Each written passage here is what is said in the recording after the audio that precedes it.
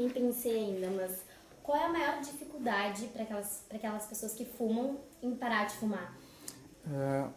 Como, em geral, o fumo a gente considera uma doença de infância e de adolescência, isso está imbricado, está arraigado em diversas situações da vida de cada um, né?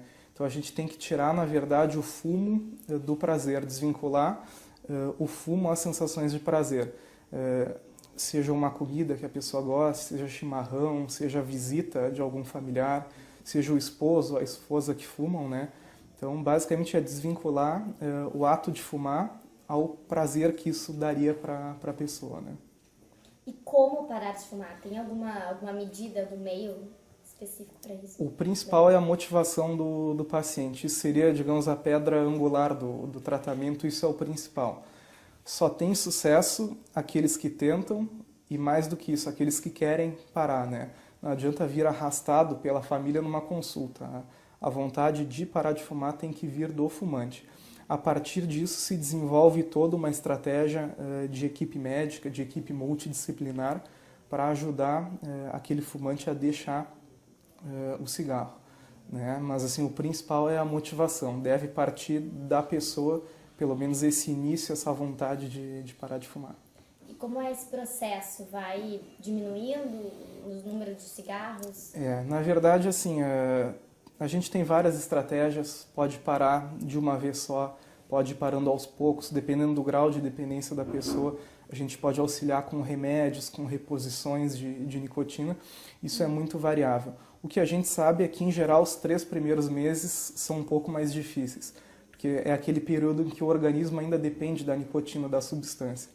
Passados esses 3 primeiros meses, na verdade, a dependência é muito mais afetiva e de hábito de vida do que dependência da substância nociva da nicotina, né? Então, uma primeira fase de dependência química é tratada e, após isso, essa dependência afetiva, desse suposto hábito social, né?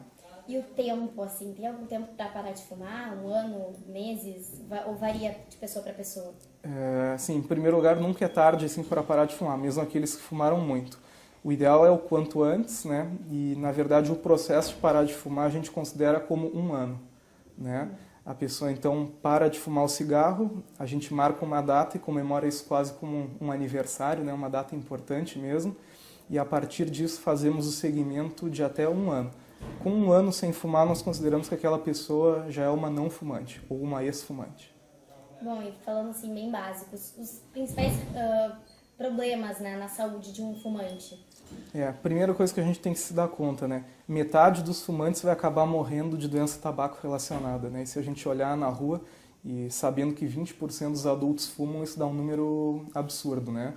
Basicamente, os riscos são o desenvolvimento de doenças crônicas do pulmão, enfisema, bronquite crônica, o favorecimento de infecções, os cânceres de pulmão e da maioria dos outros órgãos, e as doenças circulatórias vasculares, né? O infarto agudo do miocárdio, a amputação dos membros, o derrame, isso tudo o tabaco tá relacionado.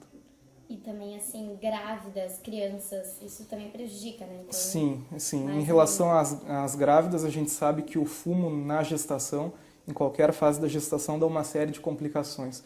Provoca abortamentos, diminui o tamanho dos fetos, aumenta a permanência dos recém-nascidos na UTI neonatal, piora praticamente todos os desfechos em termos de saúde desse feto ou depois recém-nascido, né? Em relação às crianças, aumenta muito o risco de infecção respiratória na infância e coloca a criança num ambiente propício a ela se tornar uma fumante mais adiante na vida.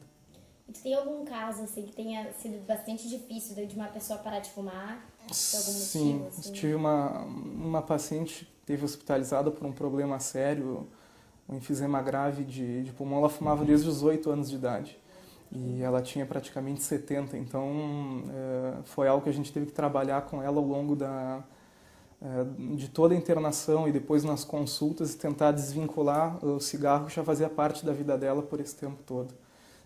E aquilo que eu comentei, a gente tem que tirar o ato de fumar ao prazer, tirar esse vínculo, na verdade, né? Separar essas duas coisas. Uhum.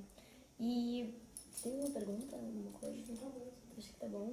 Qual é, assim, só talvez para terminar, o sentimento que a pessoa que para de fumar, assim, tu como médico, assim, que acompanha esse processo? É, Elas se sentem melhores, não sim, só... é super gratificante, né, para a equipe médica ver que alguém que realmente teve vontade de parar de fumar conseguiu, que a gente fez parte disso.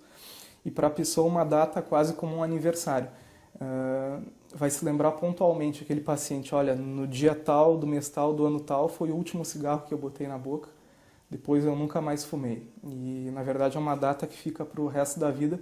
Para nós é praticamente como um aniversário, a gente fica super contente com isso. E é uma superação, então, porque não é fácil. É uma superação, não é fácil, né? E por isso que a gente recomenda assim, muita vontade, muito empenho da pessoa e o auxílio, digamos assim, da equipe médica. Mas com certeza é um ato muito bonito de superação de cada um.